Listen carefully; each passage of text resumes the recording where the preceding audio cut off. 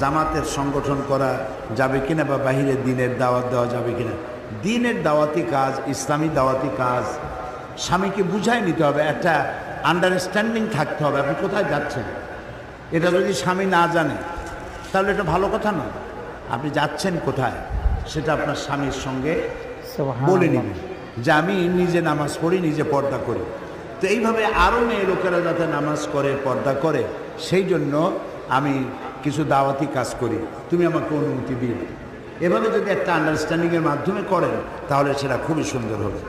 স্বামীর অজান্তে করবেন না। সে যদি নারাজ হয় তাহলে তাকে বুঝাবেন যে আমি তো সিনেমা দেখতে যাচ্ছি না, আমি তো কোনো পিকনিকে যাচ্ছি না, আমি যাচ্ছি একটা মেয়ে লোককে নামাজি বানাতে, আমার মতো বোরখা পরে সেই জন্য বানাতে। একটা মেয়ে লোককেও যদি আমি আল্লাহর পথে আনতে পারি, এ সব শুধু আমার হবে না, তুমি যে আমাকে যাওয়ার জন্য অনুমতি দিলে এ সবটা তুমিও পাবে। সুবহানাল্লাহ। এভাবে আপনি